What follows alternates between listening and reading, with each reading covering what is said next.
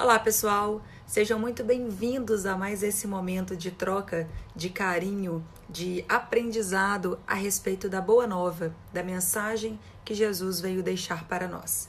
Hoje, seguindo Mateus, nós vamos falar do versículo 34, que é um versículo bem polêmico também. Ele diz o seguinte: não cuideis que vim trazer a paz à terra. Não vim trazer paz, mas a espada. Aqui a gente está falando, então, de um lado, a paz, a tranquilidade, a serenidade, e do outro lado, a espada, o conflito, a guerra. Dois símbolos aí trazidos nessa frase. E o que ele está falando? Olha, eu não vim trazer a paz, eu vim trazer a espada, o conflito. Estranho, né? Vamos conversar um pouquinho a respeito disso.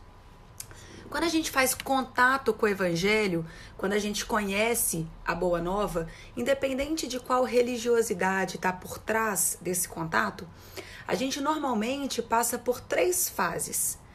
A primeira delas é a descoberta, é o deslumbramento natural que vem quando a gente tem contato com essa mensagem maravilhosa.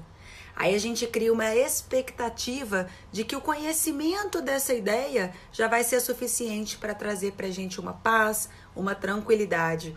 A gente tem contato com essa mensagem, a gente tem contato com essas ideias, a gente se deslumbra, a gente pensa, achei o caminho, é por aqui a salvação. E aí a gente pensa que o fato da gente ter contato vai ser suficiente para trazer para nós a paz, a tranquilidade e a serenidade. E aí o que vem num segundo momento, numa segunda fase? Vem o conflito. E o porquê do conflito? O porquê da espada? Primeiro, porque a gente se desiludiu, a gente se frustrou. E por quê? Porque a gente se iludiu lá na primeira fase. A gente criou uma expectativa na primeira fase. A gente não percebeu que existe uma diferença entre o que a gente está intelectualizando e aquilo que a gente faz. O conflito, ele surge quando existe uma incongruência. A partir do momento que eu percebo que eu não sou capaz de colocar em prática aquilo que eu leio, aquilo que eu estudo, é natural que exista essa incongruência. Aquilo que está externo é de um jeito e aquilo que está aqui dentro é de outro.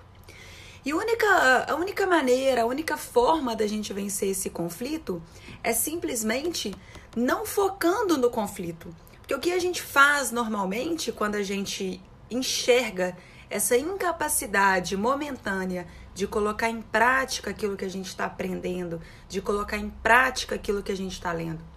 Quando a gente enxerga essa incapacidade momentânea, a nossa tendência é ficar triste, é se frustrar, é se desiludir. E aí vem esse conflito que Jesus fala que ele veio trazer. Nessa segunda fase, é natural que a gente fique então com a espada, que a gente perceba que aquela ilusão da primeira fase já não existe mais e que a realidade, sim, é desafiadora. Colocar em prática aquilo que a gente percebeu na primeira fase é muito mais desafiador. É muito mais difícil do que simplesmente achar que tendo contato com a mensagem já vai ser suficiente para a gente se dar bem, para a gente conseguir a paz. E a terceira fase, então, a gente primeiro conhece, descobre, se ilude, se encanta. Segunda fase, vem o conflito, vem a espada, porque a gente percebe que não basta conhecer. É necessário conseguir colocar em prática. É necessário que o Evangelho, que a Boa Nova, saia de nós. Então vem o conflito, vem a espada, que é o que Jesus alega que ele veio trazer para nós.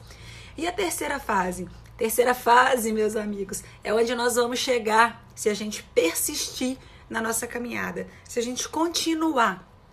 A terceira fase é a fase do equilíbrio, a fase da consciência, a fase da paz. É quando a gente percebe, quando a gente reconhece o nosso tamanho real, quando a gente consegue se enxergar como de fato a gente é. E aí a gente consegue ficar em paz, ficar tranquilo e continuar caminhando, porque a gente sabe que o caminho ainda é longo e não existe mais aqui dentro aquela cobrança, aquela desilusão, aquela frustração.